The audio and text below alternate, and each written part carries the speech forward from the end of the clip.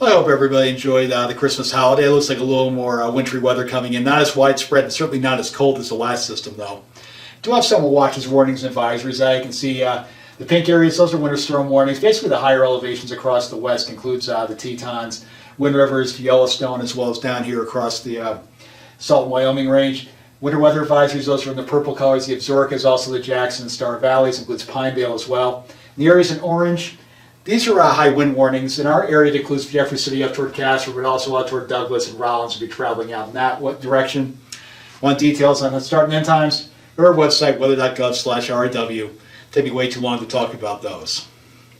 And touch and impacts, travel problems will be high in those areas where you see those highlights in effect. Areas where you don't have them shouldn't be many problems. Cold temperatures, this isn't really a very cold system, so temperatures about what you expect this time of year.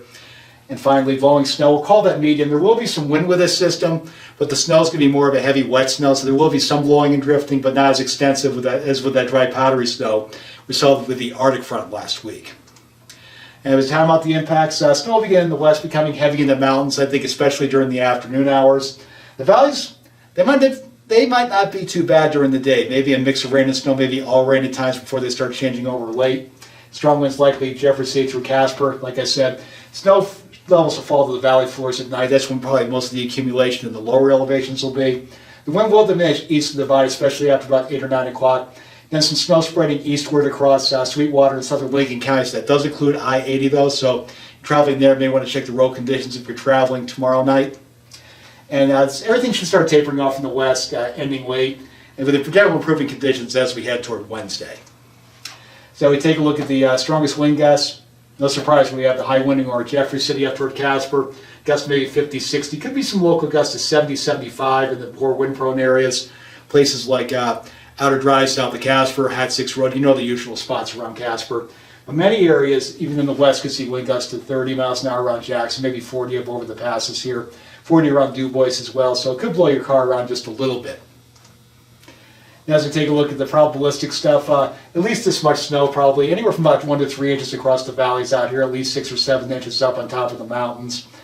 Maybe if things set up right and you don't get a lot of snow, maybe nothing here across the I-80, but the worst case scenario, looking anywhere from about 4 to 8 inches across the valleys, maybe locally up to 18 inches across the higher elevations. And much of the area west of the divide, including Sweetwater County, anywhere from about 1 to 3 inches. So as we take a look at the most likely scenario for snow, we're calling for about 4 to 6 around Jackson. I probably favor the 4 more than the 6 more as you head up toward Moran though. Anywhere from about 2 to 4 around the Star Valley. I-80 corridor, anywhere from about 1 to 3 with the highest amounts. Higher elevations of the Tetons, maybe over a foot there. Also across this lower elevation, should say the higher elevations of southwest Yellowstone. It's been a long day, folks. I'm sorry.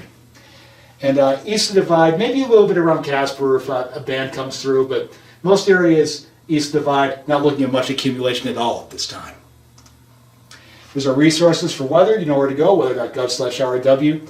Road conditions on the web, go to wyoroad.info. In-state, call them on 511. You want to do it the old-fashioned way, 188 Wyoming Road if you're out of state. Want to check out those webcams? It's a great page there. Go to our website, click on our local programs tab, and then webcams by route. Be safe, everybody. Enjoy the night.